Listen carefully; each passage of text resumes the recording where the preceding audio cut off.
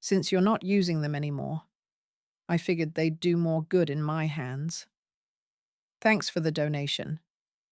That's what the sticky note said. No greeting, no signature, no respect. Just a bright pink square stuck to the lid of a small shipping box right above my late husband's monogrammed initials. Inside, nestled in cheap tissue paper, was a tangled mess of gold chains, pearl earrings, my wedding bracelet, and my mother's brooch, bent out of shape as if someone had tried to force it into a tight zipper bag. If you've ever seen your entire legacy shoved into a cardboard box and referred to as a donation, then you'll understand why my hands started trembling before my mind did. And if you've ever seen a woman erased from her own bloodline, I invite you to stay until the very end of this story. Comment the name of your city if this reminds you of something you've seen in real life, and hit that subscribe button if you believe dignity should never be negotiable, no matter your age. Now let me take you back to how it all began. Because this wasn't just about jewelry. This was about being deliberately erased. 3 days earlier, I had been in that house, my house, the one I built with my husband before he passed. The one where I raised my son and used to host Christmases so big we'd borrow chairs from the church basement. But everything had changed since the funeral. Not suddenly, not violently, but like a tide washing away the shore, one grain of sand at a time. I started noticing it when the dining room changed. The oak table I had polished every Sunday morning for 27 years was gone, replaced by a cold marble slab with shiny chairs that looked like museum props. The photos on the mantel disappeared next. My son's graduation picture was removed. My wedding portrait was too vintage. My daughter-in-law called it decluttering for the digital age. Still, I said nothing. I told myself she's trying to make the house feel like hers now. Be gracious. But the real blow came during my birthday. My 69th, not a milestone, but still family usually gathers. Right. There was no cake, no family photo, not even a text in the morning. My granddaughter handed me a card at lunch, blank inside, and my daughter-in-law, Charlotte, simply said, "Oh, you're not big on birthdays, right?" It wasn't a question, it was a decision. After dinner, I asked to see the attic. That's where I used to keep the safe. My son hesitated, Charlotte said. We converted the attic into a meditation room. No storage allowed up there anymore.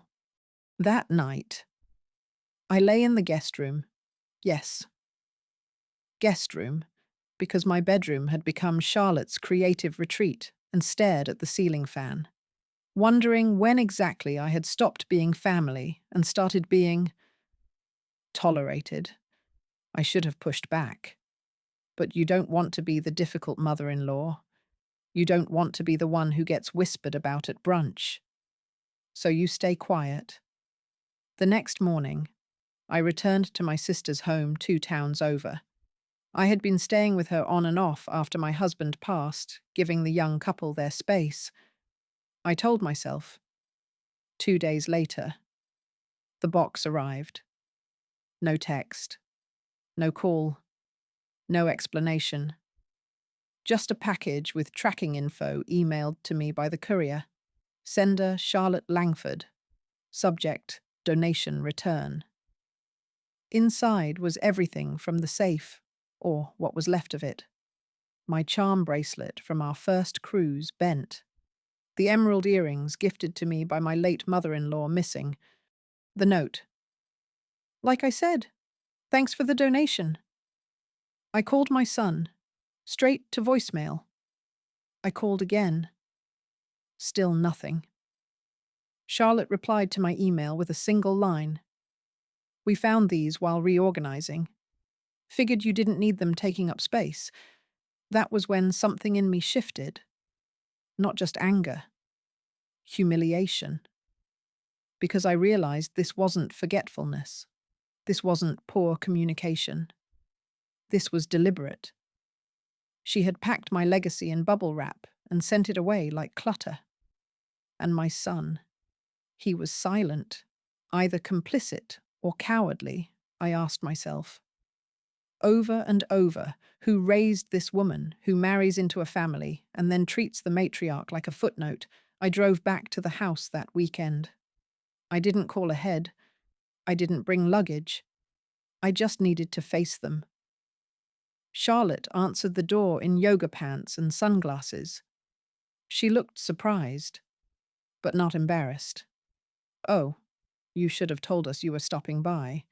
We're, like, midway through a deep clean." She stepped aside, not really making room for me to enter, just standing there, behind her. I could see the living room. Where my piano used to be was now a minimalist bookshelf. Where my rug used to lie was bare hardwood.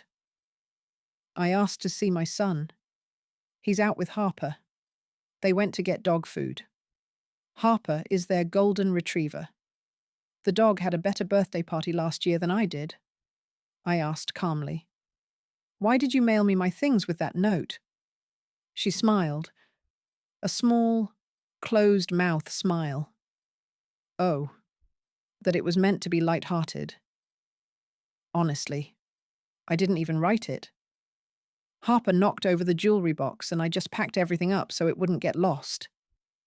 I looked her dead in the eye. "You called it a donation." She tilted her head. "Well, wasn't it? I mean, you hadn't touched that stuff in years. We figured, you know, we could repurpose some of it for Harper's new tag charms." She said it like it was normal. Like taking a woman's jewelry, her memories, and melting it down for a dog collar was logical. And then she added, "You're not upset, are you? That wouldn't be very constructive." At that moment, I saw the full picture. This wasn't about one note. This was the continuation of a quiet campaign. Erase, replace, reframe. I walked out without saying another word, but I didn't go back to my sister's. I didn't cry in the car. I drove to the one person I hadn't spoken to in years, my late husband's old business partner, the one who once told me, "If you ever need help, real help, don't go through your son. Come straight to me," because I had just been evicted from my own history. And it was time someone remembered who built that house in the first place. After I left Charlotte's house, I didn't cry. It was strange, actually, how quiet the world felt on that drive. The trees along the highway blurred past, August heat rising in waves from the road. And I sat behind the wheel feeling weightless. Not from peace, from vacancy. Like someone had hollowed me out and replaced the inside with silence. I stayed with Mr. Whitmore, my husband's old business partner, that night. He was in his 80s now, but still sharp as ever. He greeted me with a hug and a question. "Tell me what she did. Don't leave anything out." I hadn't realized how badly I needed to be believed until that moment. But this isn't about him. Not yet. This part of the story is about what happened next, what I saw when I returned to my house 5 days later. Because what started with a note became a pattern, and the pattern became a disappearance. It began with the keys. I kept a spare set hidden under a ceramic turtle beside the hydrangeas. It had been there for 20 years. No one ever touched it except me. That day, I reached under the turtle and felt only dirt. I looked. No keys. I knocked. No one answered. The driveway was empty, so I figured they were out. I tried calling Charlotte, didn't pick up. My son's number rang twice, then voicemail. I left a message. Calm. Just a request to come by and pick up some photos from the storage drawer in the hallway. An hour later, I got a text. Hi, we're trying to create boundaries around drop-ins. Let's coordinate visits in advance from now on. Thanks. No name, no signature. Just a cold, breezy sentence that ended in an exclamation point. Coordinate visits to my own house. I hadn't lived there full time in months. I'd been staying with my sister. As I said, grief does that. It scatters you. But I still paid for half the property taxes, the lawn service, even the pest control contract. The home was in my late husband's name. We'd never officially transferred title because we trusted our son. Apparently, that trust was now under Charlotte's management. The next week, I noticed other things. I went to refill a prescription, one I've had for over a decade. It's an uncommon brand. Hard to get. When I handed the pharmacist the bottle, she raised her brow. This label's been peeled and replaced. She said, "Are you sure you've been taking the right dosage?" She showed me the sticker half torn, slightly off-center. Someone had reprinted a label and slapped it over the original sloppy work. I checked my backup bottle. Same thing. I hadn't touched either of those bottles since Charlotte offered to consolidate my meds into her new organizer system. She said it would help streamline care. She said it would be more modern. She said, "You won't need to remember where anything is anymore. We've got it handled." And I had let her. Because I didn't want to be paranoid. Because I didn't want to be the burden. Do you know that feeling? Of watching your life, your control being taken from you. One favor at a time, she offered to handle my mail. She offered to sign for deliveries. She offered to digitize my banking so I wouldn't have to go into the branch anymore. I had thought it was kindness. Now I wasn't sure it was anything but erasure with a smile.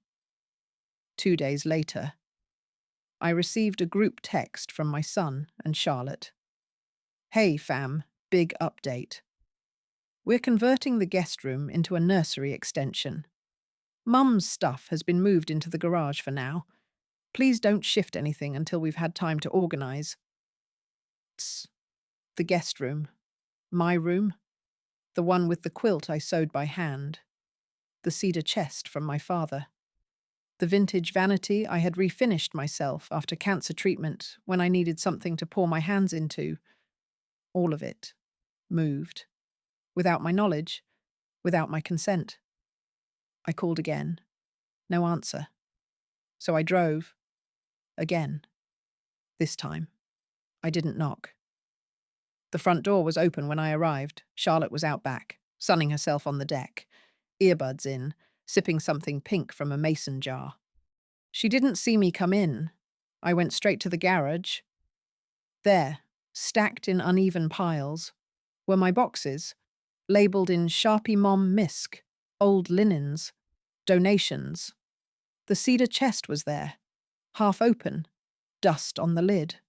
My mother's recipe book lying sideways on top of a plastic tub. In the corner, I saw the vanity, covered in packing blankets, a leg broken. My lipstick still sitting in its drawer, smudged like it had been stepped on. I wanted to scream, but I didn't. I just stood there, one hand on the box marked Mom Holiday, and the other clenched so tightly the nails bit into my palm. That's when Charlotte walked in. "Oh, I didn't realize you were here." She took out one earbud. I turned slowly. "You moved everything." She smiled. "We didn't think you'd mind. You haven't really used the space in months. That's because you told me it was being painted. It was, briefly. You broke the vanity." She looked at it like it was a dish sponge. "Oh, that thing. It was already wobbly. We meant to toss it, but figured you'd want to look first." She said that thing, like it was debris, like it hadn't held my hairpins, my journals, My memory of the day I told my husband I was pregnant sitting in front of that mirror, sobbing with disbelief.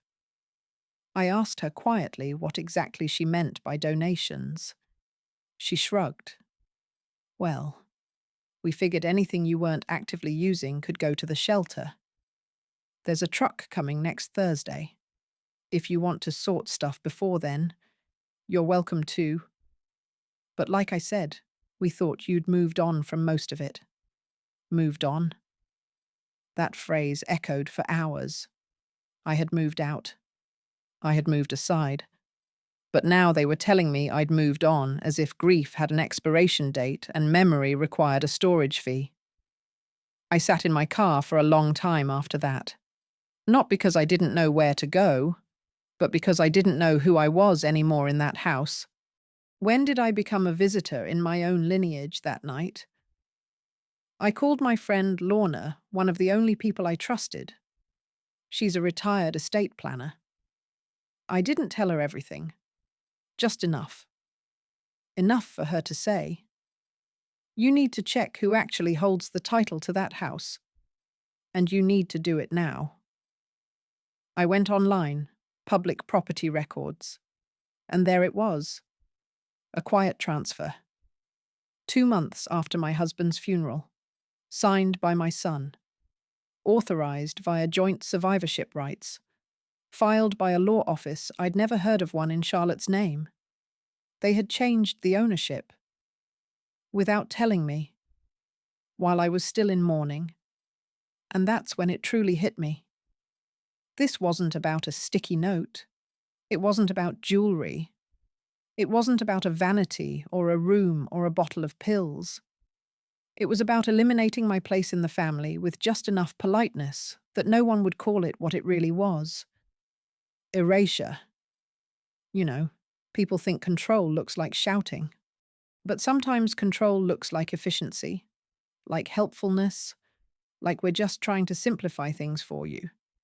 If you've ever experienced this kind of invisible replacement, where your presence is politely phased out, one drawer, one label, one email at a time, share your thoughts in the comments. Your voice might help someone else name what they're going through. And me, I wasn't done yet. Because while Charlotte had taken control of the house, what she didn't know was that not everything sentimental was kept in drawers, and not every woman goes quietly. After I discovered the title transfer, I didn't sleep for 2 nights. I paced the guest room at my sister's house with a yellow legal pad in hand, writing down everything I could remember: dates, items, phrases, expressions. Every little moment that had once seemed harmless now felt like it had been part of a longer, deliberate orchestration.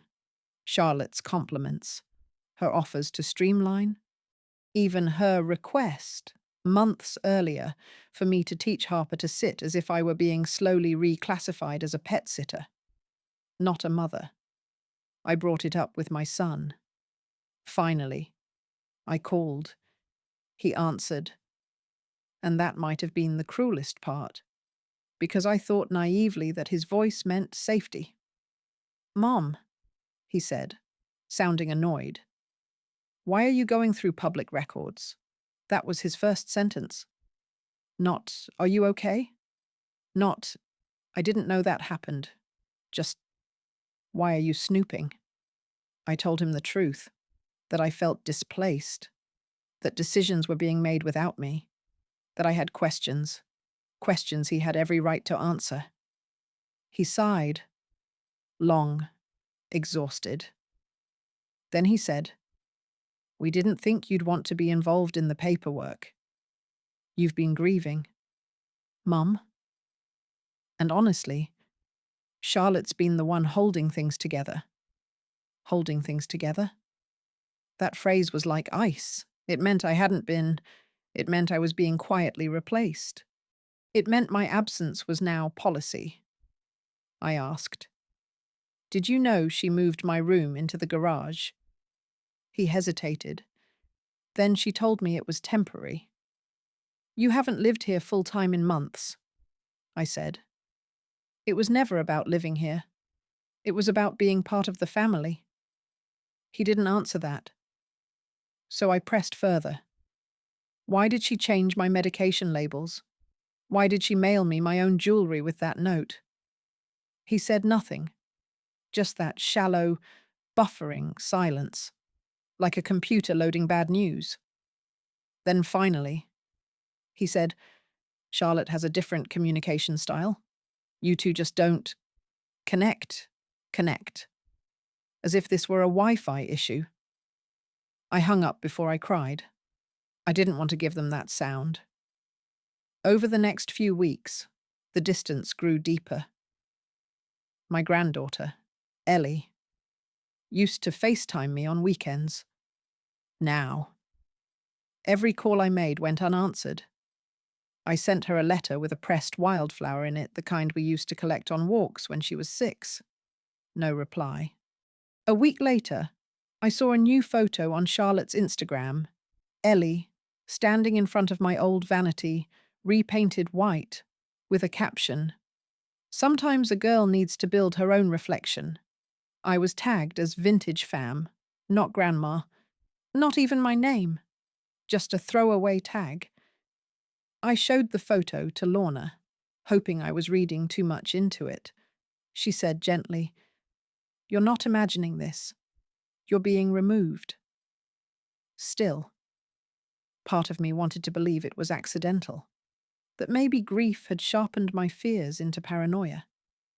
So I reached out to my old bridge group. We used to meet every Thursday. 4 women, 1 thermos of wine disguised as chamomile. I texted Diane, the one who always brought peanut clusters. Her reply, "So sorry, thought you moved. Didn't want to intrude. Charlotte said you were going through a reset period. A reset I hadn't known I'd been rebooted. I asked if we could meet anyway. No answer. The next week, one of my favorite china sets showed up on Charlotte's Etsy store, labeled Vintage Estate, find unused condition. Perfect for gifting. She hadn't even changed the tags. My name was on the box in the product photo. That's when the gaslighting truly began to sink in. I started questioning myself. Did I give her those dishes? Had I forgotten a conversation? Was I, in fact, overreacting? I checked my old planner. I had noted in pen, 6 months ago, talked with Charlotte about preserving china set for Ellie's future wedding. Preserve, not sell. But the planner had been in one of the boxes moved to the garage, which meant she had read it or ignored it. Either way, it was a message. I was being rewritten, not with cruelty, not with screaming, with edits. 1 relationship unfollowed, 1 phone number blocked, 1 room reassigned.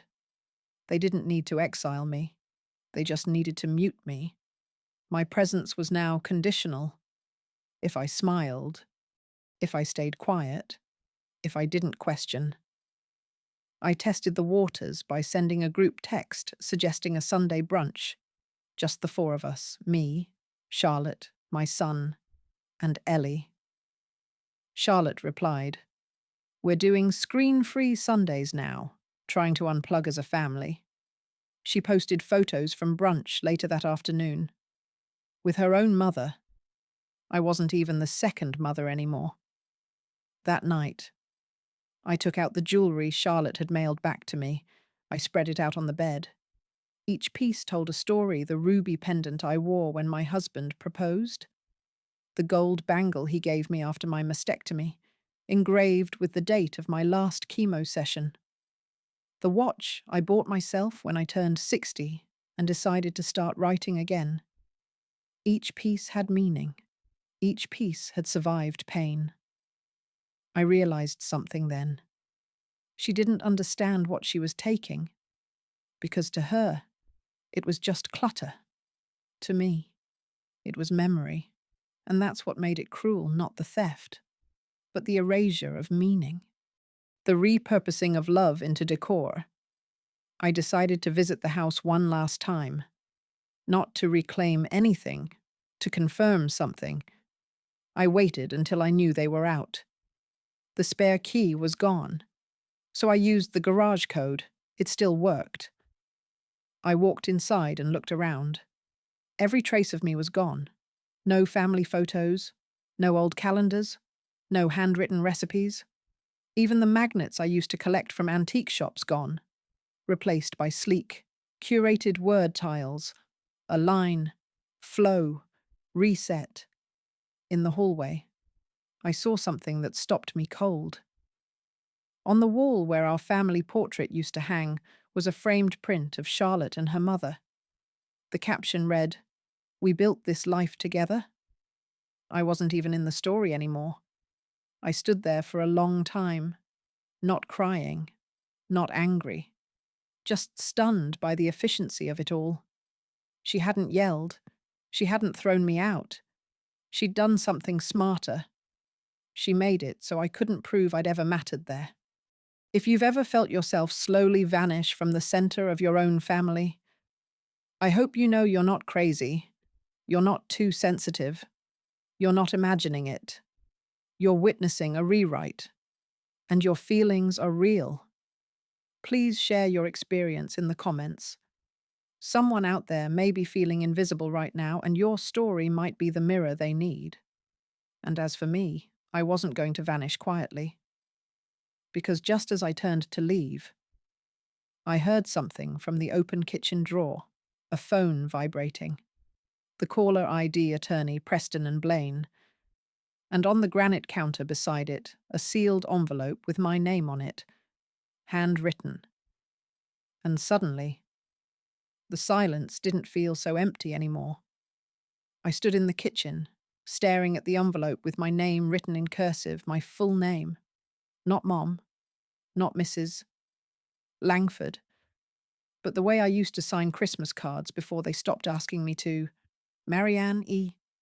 Whitmore. The ink looked fresh. The paper. Expensive, cream-colored stock with a faint watermark of a law firm I didn't recognize. And beside it, the screen of Charlotte's phone still pulsed with a missed call from a firm named Preston and Blaine. My fingers hovered over the envelope. I knew I shouldn't. But this house was mine once, and this name still mine. I opened it. Inside was a single sheet, legal format. I skimmed the header. Notice of testamentary addendum. Subject estate disbursement adjustment. Non-lineal transfer clause. Review. I blinked. Read it again.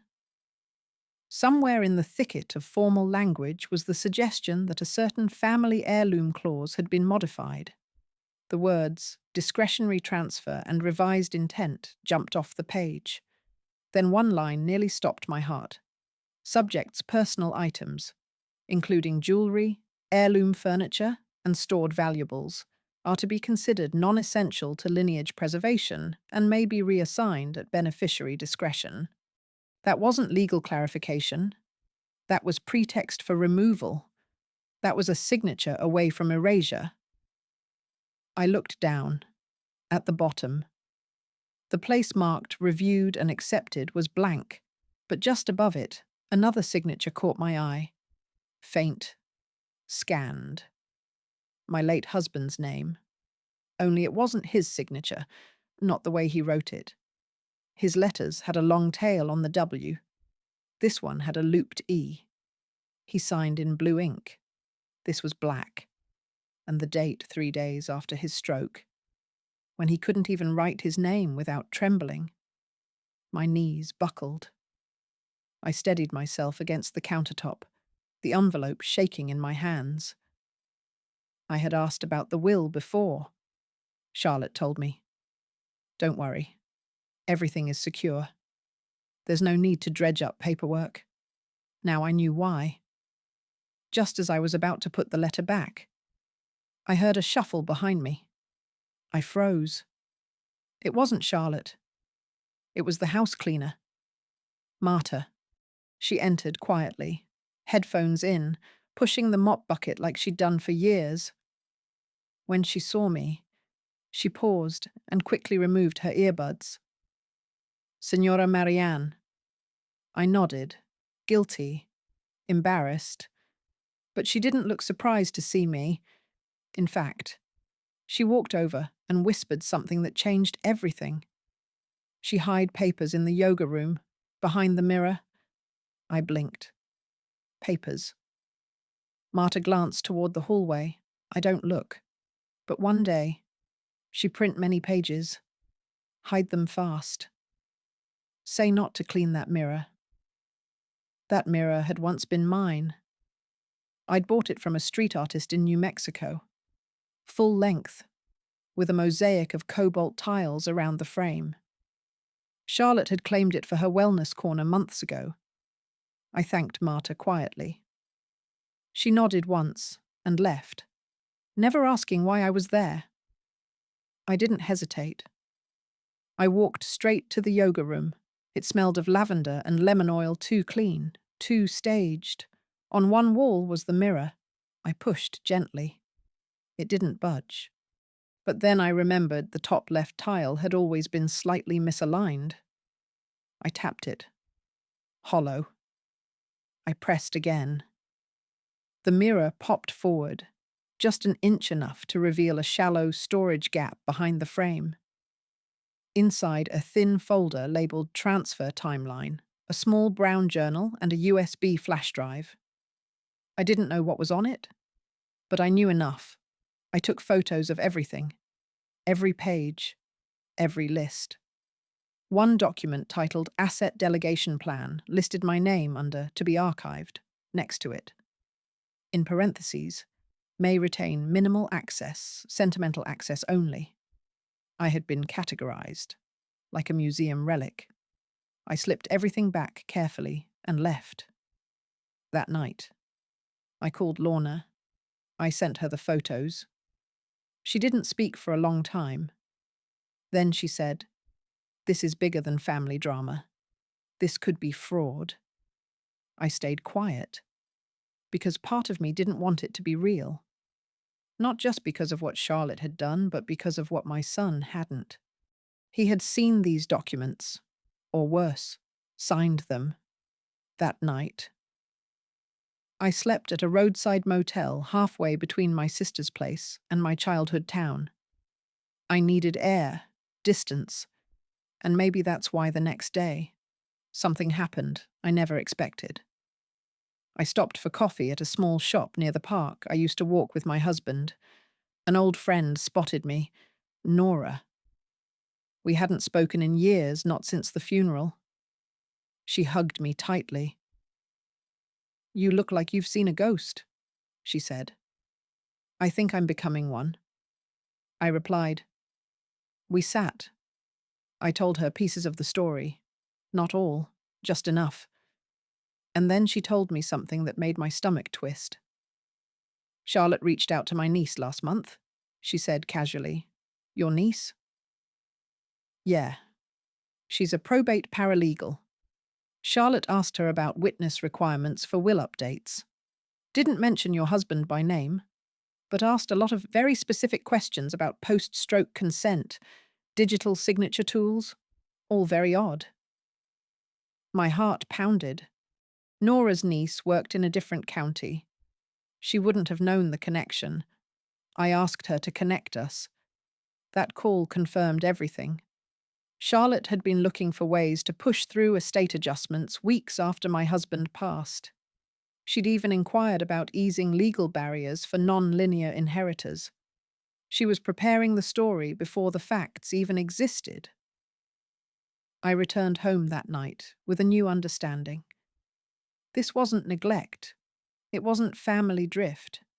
It was a campaign, a deliberate, quiet unraveling of my identity within the family legally, socially, emotionally. And like all successful campaigns, it had a timeline, a goal, and one key weapon: silence. But I wasn't going to be silent anymore. If someone ever tried to convince you that your version of reality is exaggerated, if you've ever been told you're overreacting while the ground beneath you is being shifted, you're not alone, and you're not wrong. Drop a comment if you've lived through this kind of slow erasure, especially when the people doing it smile the whole time. You never know who might need to hear your story. As for me, I went back to Mr. Whitmore the next morning. He listened. Then he said one sentence that ignited everything. You don't fight shadows with tears. Marianne, you fight them with paper. And so I did. Because buried in Charlotte's mirror was something she forgot to erase. A date, a name, and a slip of paper with a signature she didn't forge quite carefully enough. I returned to my sister's house with the images burned into my phone and my mind. The forged signature, the revised clause, the transfer timeline, and the phrase I couldn't forget: may retain minimal access, sentimental access only, like I was an artifact with a shelf life. I stayed awake until morning, eyes scanning every document I had ever stored digitally: wills, letters, account emails, searching for something to counter what Charlotte had created. But that was the problem. She hadn't destroyed my life in one blow. She had filed it away under new categories. So I changed my approach. If Charlotte had been operating in silence, I would make every step of my response deliberate and traceable. I began with the lockbox. Before my husband passed, he gave me a private safety deposit key. He told me, if anything ever happens to me, open this. You'll know what to do. I had forgotten about it in the mess of grief and logistics. But now, it became my anchor. The box was at First Federal.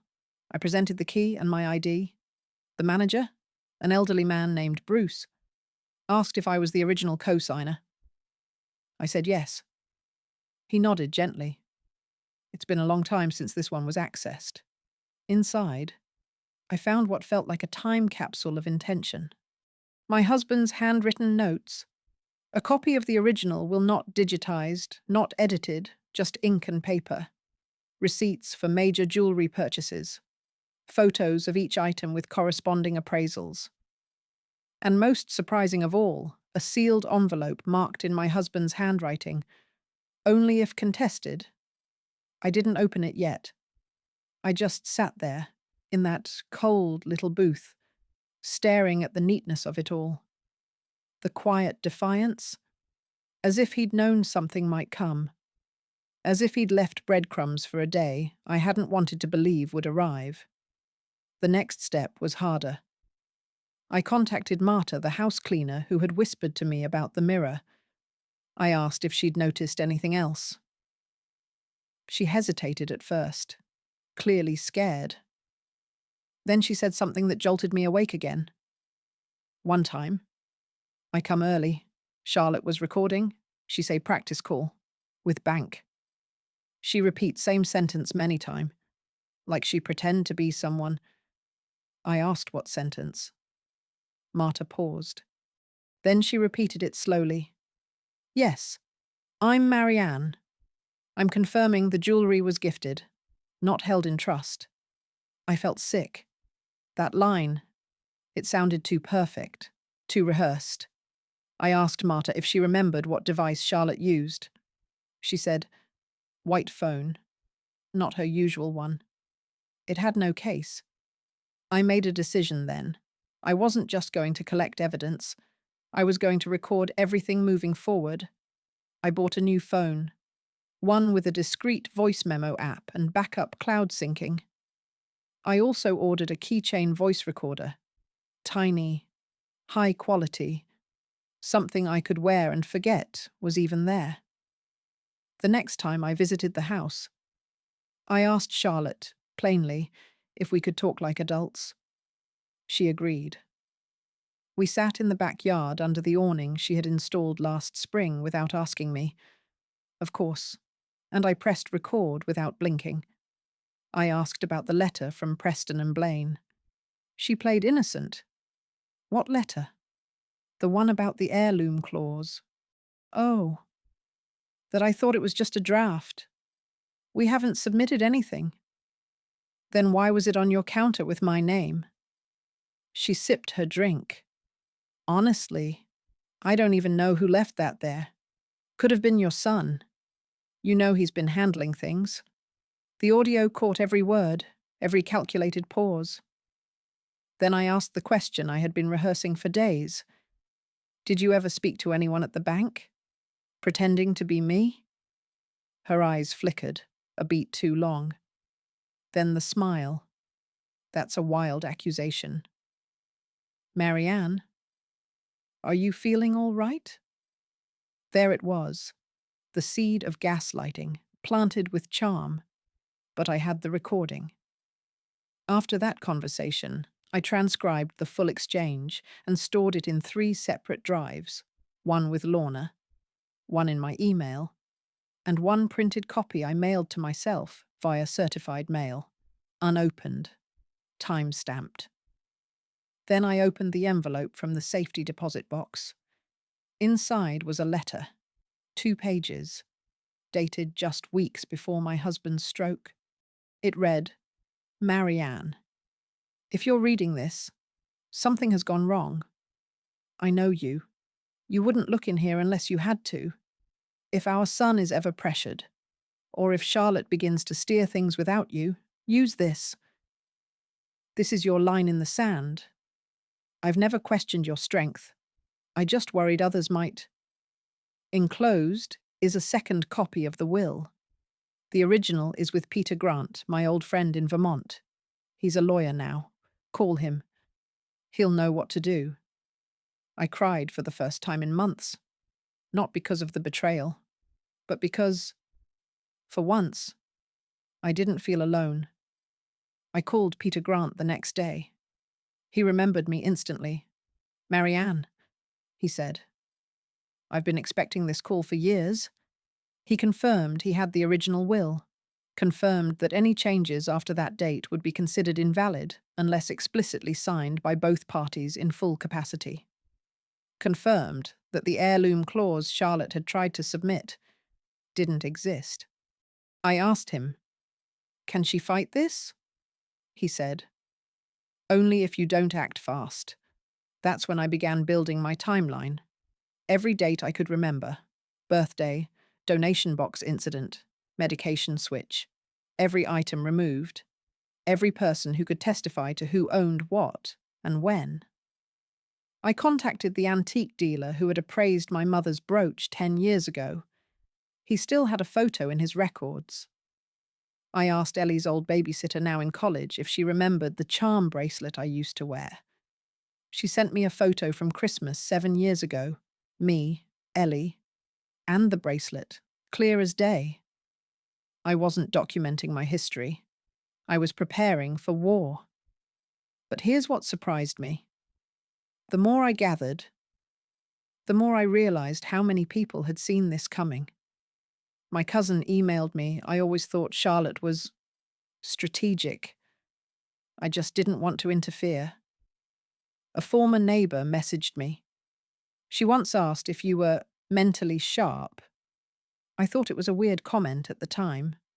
Why hadn't they spoken up sooner? Because people rarely want to get involved in family matters. They assume the elder will be fine, that someone else will step in, until no one does. So let me ask you, if you had hard proof that someone was secretly removing you from your own legacy, would you confront them now or wait for the right time? I want to hear your thoughts in the comments, because for me, the line had been crossed. But before I could deliver the first blow, Charlotte struck. That Sunday, I went to the house to collect my personal items from the garage. The garage door wouldn't open. I called the main line. Disconnected. I drove around to the front. A new keypad had been installed, one I hadn't seen before. I rang the bell. No answer. Then I saw it taped to the mailbox. A letter. No envelope. Folded once. In Charlotte's handwriting, due to increased concern for household security and mental health stability, we've decided to pause in-person contact. You will be notified by legal counsel if further coordination is needed. She had beat me to it. She had reframed the narrative. I wasn't a mother protecting her legacy anymore. I was a risk, a concern. But what Charlotte didn't realize is that when you push a woman into silence, all you're doing is giving her time to sharpen the truth. And mine was ready. They think I'm cold. That's the word they always use, if not out loud. Then in their eyes, cold, calculated. Like every decision I make is a strategy. Like I've been planning some grand takeover since the day I married into the Langford family. But they never asked where that calculation came from. They never looked past the surface because surfaces are easier to judge. My name is Charlotte. And no, I didn't grow up dreaming of marrying someone with a family estate and heirloom brooches. I grew up watching my mother scrub motel bathrooms while my father left behind letters from jail. We moved 12 times before I turned 15. I didn't have a bedroom. I had a backpack. And I learned early, if you wanted to matter in a room, you had to make people believe you belonged there. That's what my mother taught me in her own bitter way. She used to say, "Pretty doesn't get you fed. Power does." So, no, I wasn't sentimental about old furniture or dusty charm bracelets. I was building something different, something controlled, something permanent. When I met Ryan, I thought I had found the door to that permanence. He was kind, ambitious, a little too trusting, which I liked. His family had traditions, photos on mantels, matching towels. Their fridge had magnets with dates on them, things to look forward to.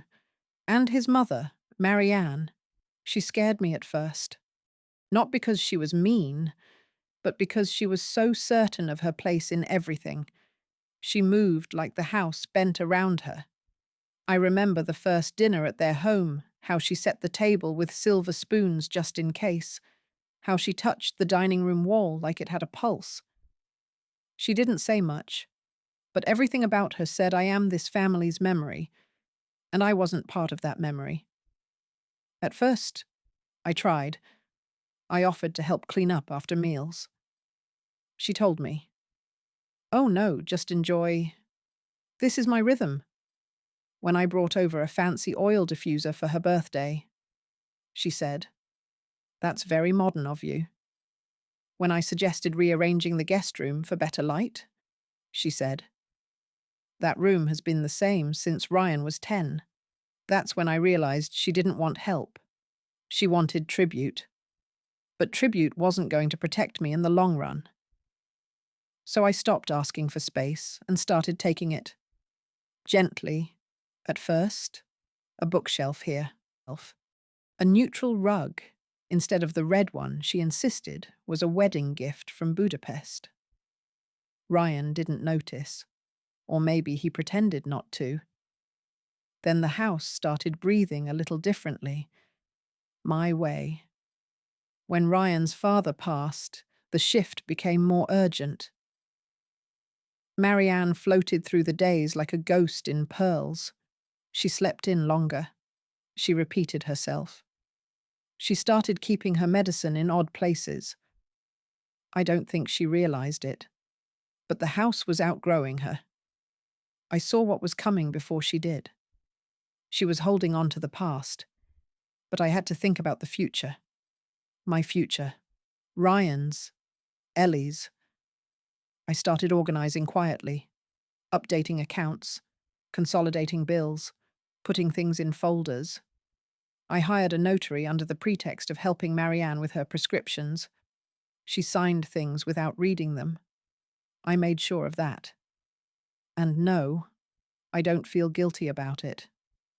Because Marianne wasn't losing anything she even knew she still had.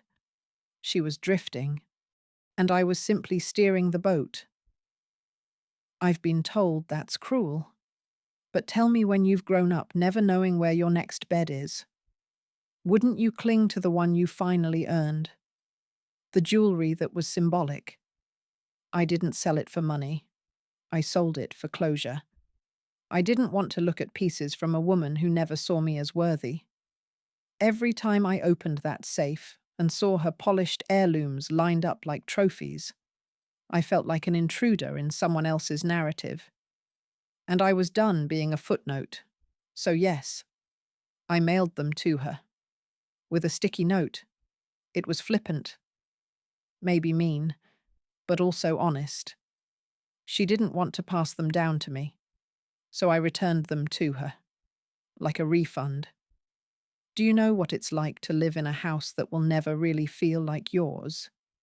To raise a child under a roof that still smells like someone else's legacy? I do. So I replaced the linens, painted the walls, filed new paperwork. And when she wasn't looking, I slipped into the part of the story where I could actually write the ending. I didn't do it because I hated her. I did it because I never felt safe being temporary again. And now she's fighting back. I heard she spoke to Mr. Whitmore. I saw the login attempts to the shared cloud folder. I even intercepted an email to her old attorney in Vermont. She's not quiet anymore. That makes her dangerous. But it also makes her predictable. Because here's the thing. Marianne is proud. She wants to win without looking like she fought. And that's why she'll lose. Because I've been fighting since the day I was born. You might hate me for saying this, but do you believe past pain justifies present harm? If you've ever watched someone claw their way into survival, only to be judged for the scars they carry, leave a comment. Do you think people like me deserve a second look or a second chance? Either way, it won't change what comes next. I've drafted the motion to restrict contact. Ryan will sign it, he always does. And once that order is filed, Marianne won't just be locked out, she'll be discredited. Because I've already started the final move. The letter is ready. The attorney is waiting. And the version of the story where I'm the villain, that chapter ends now. The morning I decided to fight publicly. I didn't wake up with resolve. I woke up with doubt. It had been weeks of planning, documenting, whispering in corners. I had the recordings, the legal papers, the photos, the appraisals. But the truth is, evidence isn't enough when no one is listening. That's the brilliance of someone like Charlotte. She doesn't silence you with force. She smothers you with politeness. Every move looks like concern. Every shift is for your good. And by the time you try to speak up, you sound hysterical, unstable, conveniently proving her narrative. But that changed the moment I met Sophia. I didn't recognize her at first. Her hair was longer now, streaked with grey. She was pushing a stroller outside the bakery where I used to get raisin rolls for Ellie. I had stopped in to gather myself before another visit to the county clerk's office, and I nearly walked past her. She called my name softly, Mrs. Langford. I turned, and suddenly, I saw her Sophia, Ellie's preschool teacher from years ago, the one who used to send me little notes with scribbled drawings and smiley faces.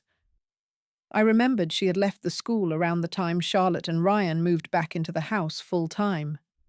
She looked unsure whether to hug me, so I offered a smile. We sat down.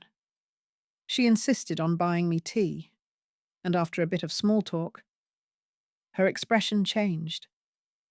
"Can I ask you something?" she said gently. "I don't mean to be inappropriate." I nodded. "Did you ever give Charlotte permission to use your name on school forms? I only ask because, well, back then, something felt odd. My fingers tightened around the cup. What do you mean?" She lowered her voice.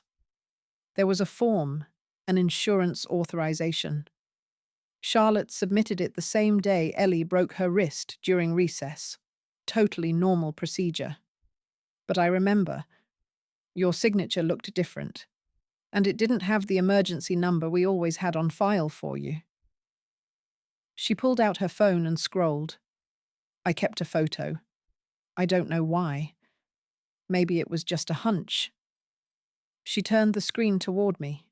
It was blurry but unmistakable. My name, my address, my signature.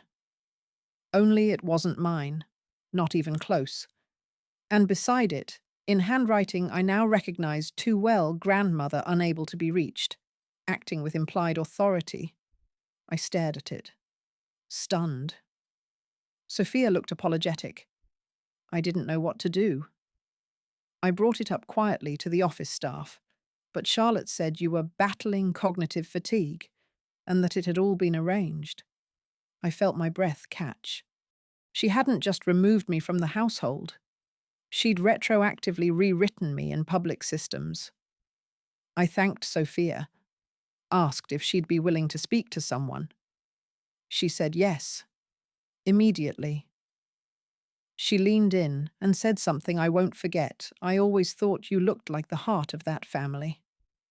It hurt to see you fade out of the picture. We exchanged numbers. She sent me the image. I printed it before I got home. I added it to the binder labeled Verifiable Patterns of Misrepresentation. That afternoon, the phone rang. It was Marta, the house cleaner. Her voice was nervous. Mrs. Marianne? You remember the little white phone Charlotte used for bank things? Yes. She threw it away last week. But I keep it. I don't know why. It still turns on.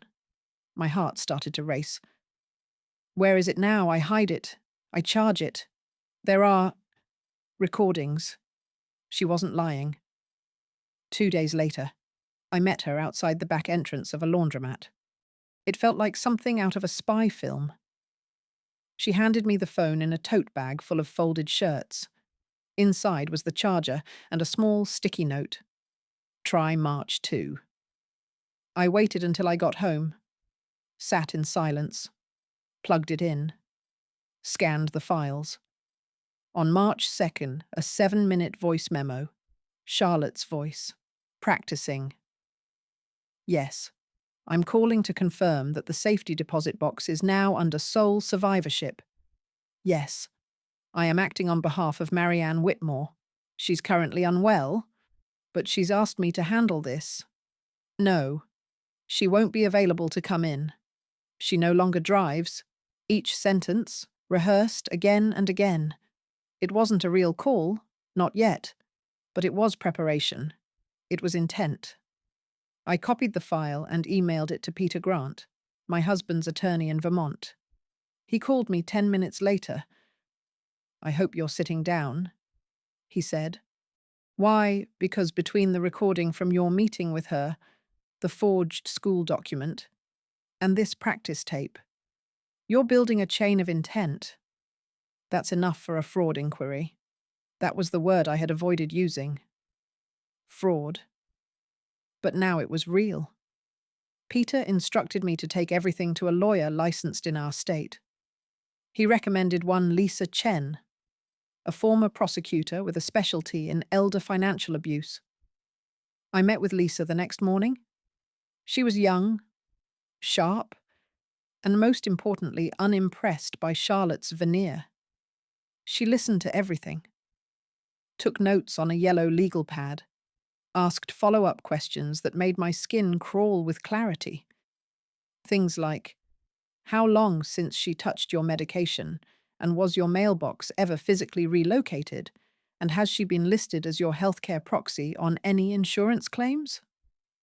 The questions I should have asked months ago. At the end of the meeting, Lisa leaned back and said, "We're not going to accuse anything yet. We're going to request records. We're going to file quietly. But know this, once we move publicly." And that's when I felt something I hadn't felt in a very long time. Not anger, not pain, momentum. Because for the first time, I wasn't just collecting evidence.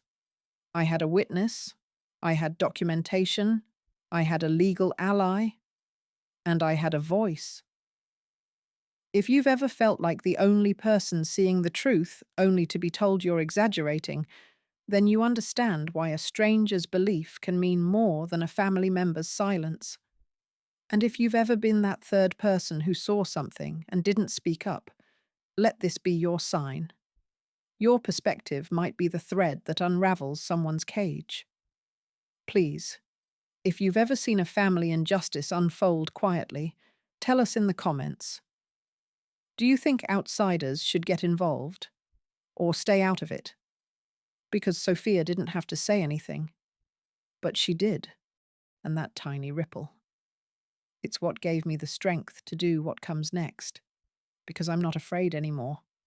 And this time, I'm not alone. The invitation came printed on cream cardstock, as if nothing had happened. Langford Family Garden Brunch, Sunday 11 a.m. RSVP by Friday. No mention of me directly, but the address was clear. My address. The house I had built with my husband.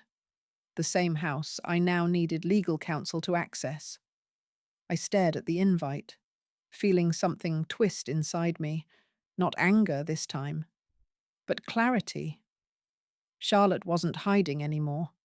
She was celebrating, hosting a family brunch to consolidate her position, publicly, neatly, perhaps to show everyone just how graciously she'd taken over as matriarch. Lisa Chen, my attorney, was the one who said it first. You should go. I blinked. Are you serious? She nodded. You have every legal right to appear. You have every moral right to confront. And you have more evidence than most people ever dream of. I didn't answer right away, but the idea stayed with me. That night, I laid out the binder. One last time. The recordings, the emails, the photo from Sophia, the forged school form, the original will, the safety deposit logs, and, of course, the March 2 practice audio file from the burner phone.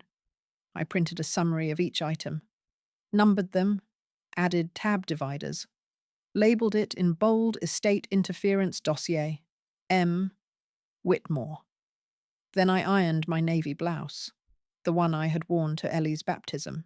The one Charlotte once said was a little too heavy for spring.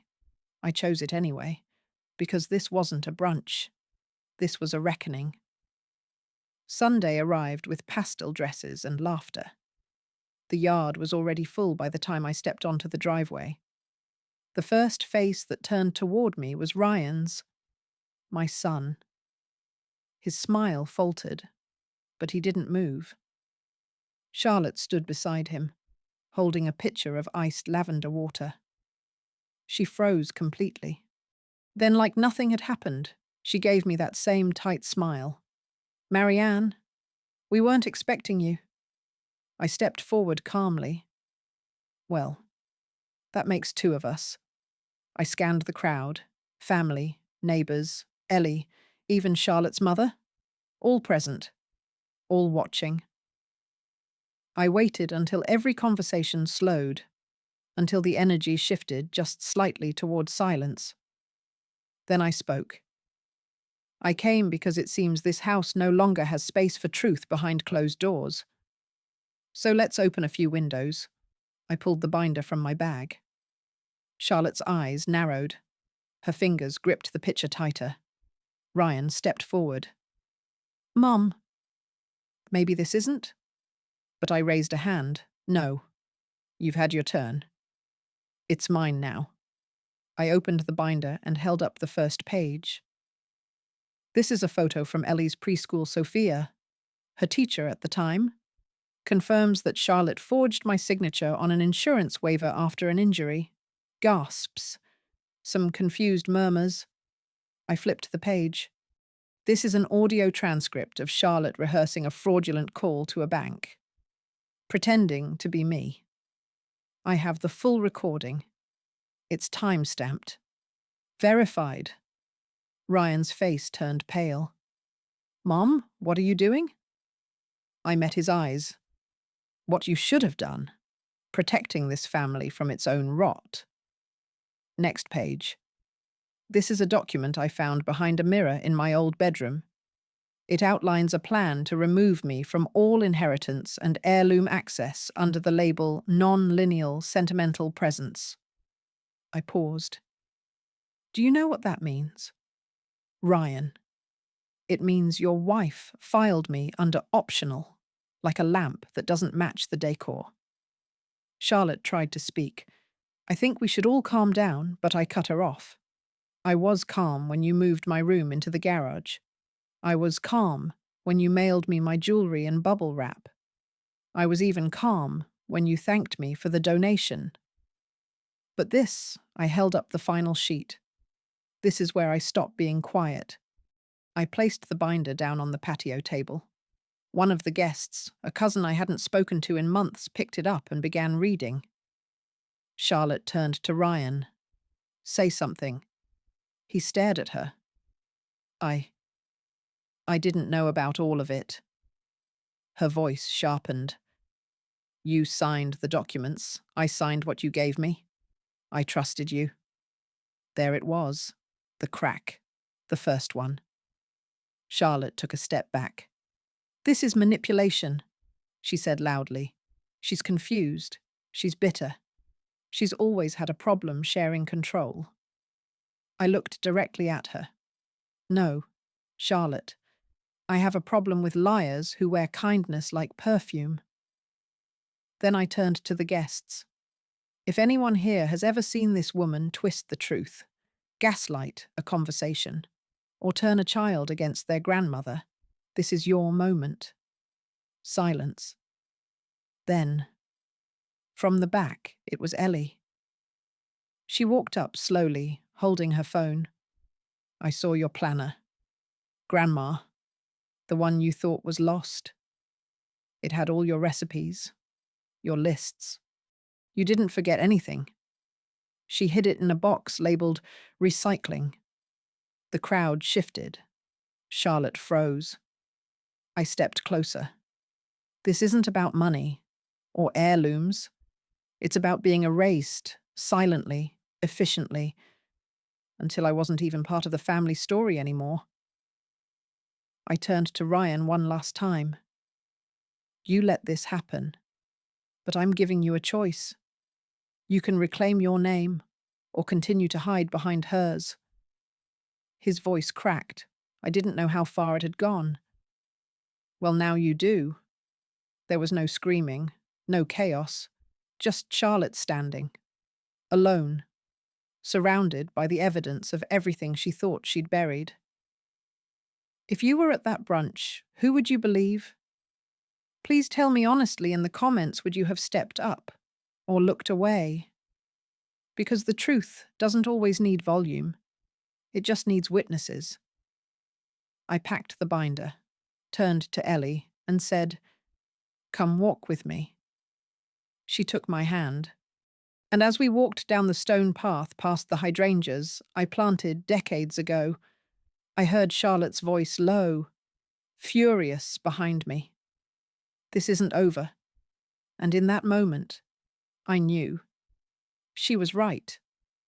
3 days after the garden brunch, I walked into the county courthouse at 9:14 a.m. sharp. Lisa Chen was already waiting, black blazer, clean briefcase, binder under her arm labeled Estate Interference and Misrepresentation. Whitmore Val, Langford et al.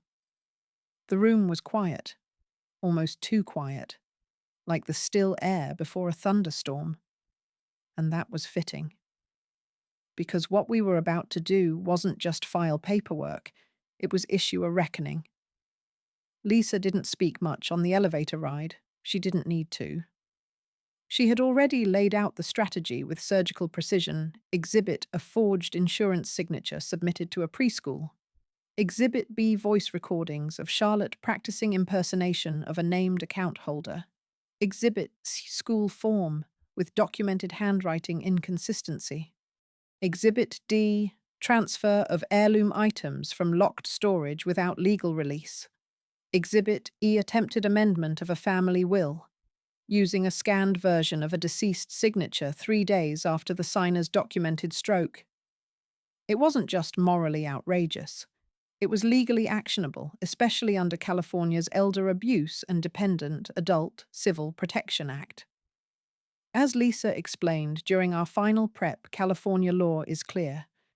If someone uses undue influence, forgery, or misrepresentation to gain control over a senior's assets or diminish their standing in family estate matters, especially involving inherited property or real property transfer, it's not a misunderstanding. It's a crime. We weren't suing yet. We were filing a formal complaint and petition for restitution of estate items, reinstatement of testamentary intent, and preliminary injunctive relief. In plain terms, we were stopping the bleeding, restoring the rightful legacy, and freezing all future decisions until the truth was laid bare. Lisa's legal assistant submitted the file while I waited in the hallway. My hands trembled, not with fear, with anticipation. I hadn't stepped foot in that courthouse since the day I filed my marriage license.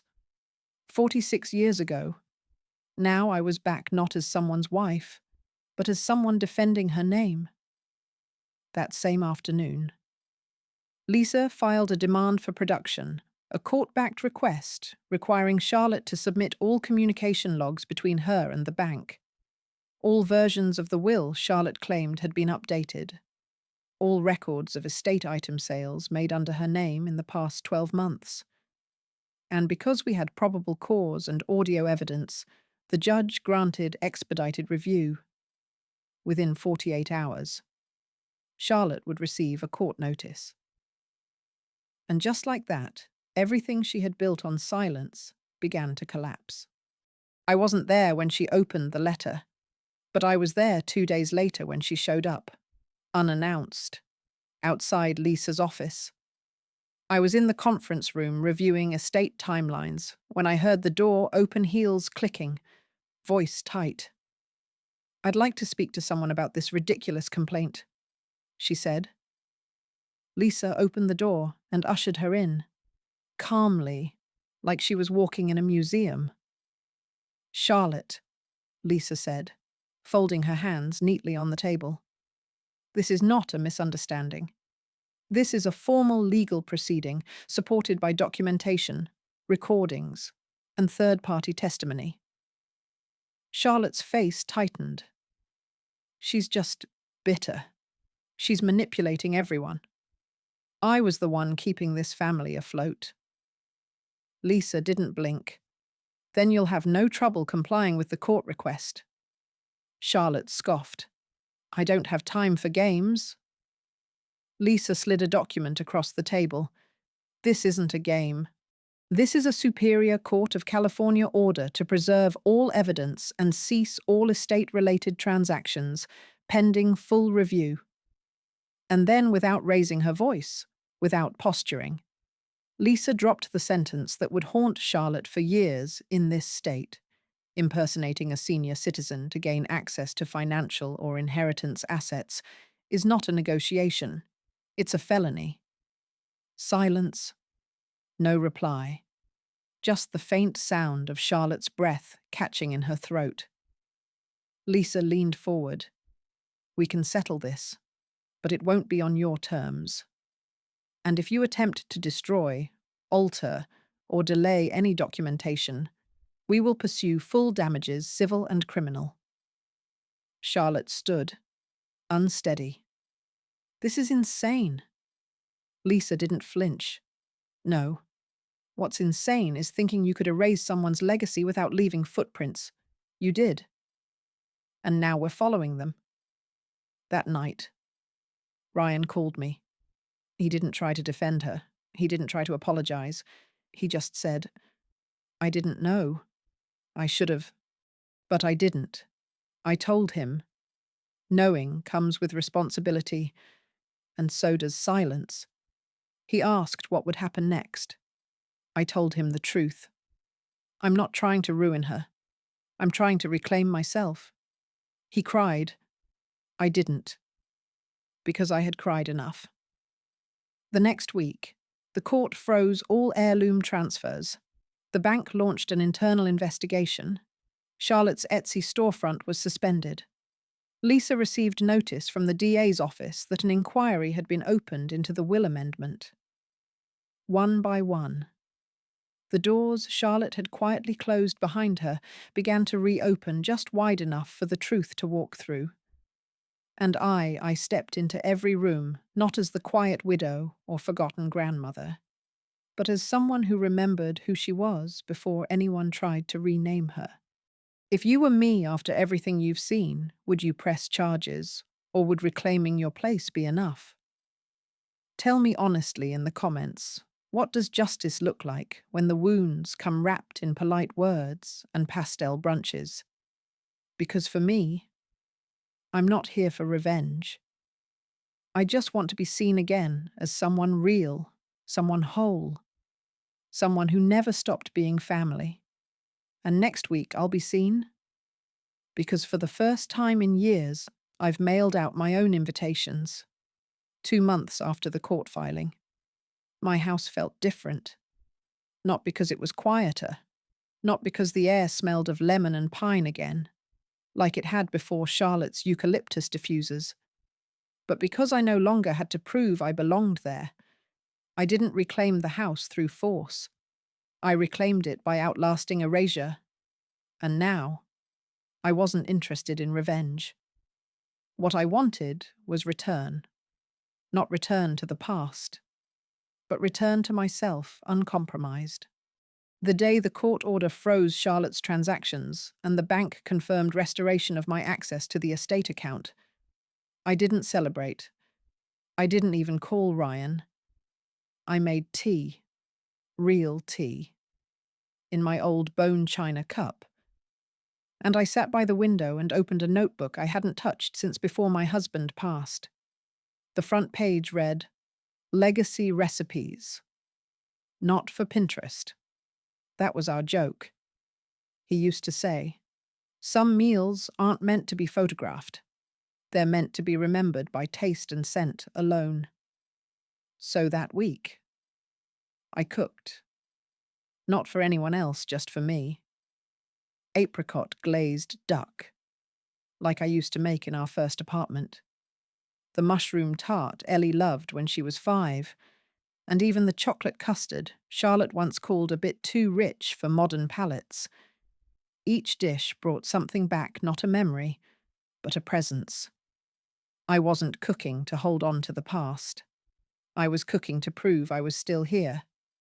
A week later, Ellie showed up on the porch. No text. No warning. Just a quiet knock on the door, holding a book and a nervous smile. I found this, she said, handing me my own recipe journal. It was in the bottom of a box labeled Expired Files. I took it gently. Did you read it? She nodded. I didn't know you wrote so much. There's a story with every recipe. I smiled. That's the point. Food isn't about taste, it's about memory. And memory is how we survive erasure. She sat with me for hours that afternoon. We made scones. She rolled the dough too thin and dropped flour on the dog's tail. But I didn't correct her. Because I was done correcting people. I was finally watching someone remember me without my prompting. A week later, my neighbor, Lucille, who hadn't spoken to me in nearly a year, stopped by with tulips. I heard what happened, she said. I didn't know the full story, but I want to say, I admire you. Most people would have disappeared. You didn't? I thanked her. Not with words, but with a hug. We talked on the porch until the sun went down. By the end of that month, the county office officially restored my name on the deed. My lawyer, Lisa, offered to hold a press release. I declined. Instead, I planned a small gathering. Not a brunch, not a party. A celebration of presence. I called it the Return Table. 12 guests. All women, all over 60. Some estranged from family. Some widowed, some quiet, some loud, all of them forgotten at some point. I cooked. I printed the menu like a wedding program. Each course came with a story, printed in soft grey ink beside the dish's name. Appetizer. First silence, lemon thyme, soup. Main inheritance isn't always gold braised, shoulder roast dessert, sticky notes. Fade, but custard holds. When I told Ellie what I was planning, she offered to help design the cards. Ryan dropped her off early that day. He didn't come inside. He just stood by the car and said quietly, "I'm sorry, Mom. I'm still figuring out what happens next." I looked at him. "You don't have to figure it out yet. You just have to stop pretending nothing happened." He nodded. That was enough. That night, we lit 12 candles. We toasted with ginger tea and wine and apple cider vinegar because Lucille swears by it. And when I stood up to speak, I didn't mention Charlotte once. I said this instead. I was almost erased. Not all at once, but bit by bit. Like someone deleting me with a backspace key they thought no one would notice. But I noticed. And now I'm here not to reclaim the past, but to fill the present. Fully. Clearly. With no apology. They stood. They clapped. Some cried. It wasn't a performance. It was a return. The next morning, I woke early and did something I had dreamed of since my husband passed. I submitted the outline for a book, uninvited but not invisible, a memoir in recipes and warnings. Lisa helped me with the legal disclaimers. Ellie offered to help with the cover. The opening chapter was titled "When They Mailed Me My Jewelry" and called it a donation. I don't know if anyone will publish it, but that's not the point. I've already reclaimed what mattered. My name, my voice, my rhythm in the house I built. You know, not every victory looks like courtrooms or applause. Sometimes, the most powerful win is not needing anyone's permission to exist fully again. Have you ever seen someone rise back from being cast aside, not with anger, but with quiet dignity? Please share that story in the comments. Someone scrolling tonight may need to believe that reinvention isn't just possible, it's waiting. And if you've followed me through this whole journey, thank you. You helped me stay loud when the world preferred I fade. If you want to hear more stories like this, honest, dramatic, but rooted in truth, subscribe to this channel. There are so many women with stories like mine. And trust me, I'm not done telling them.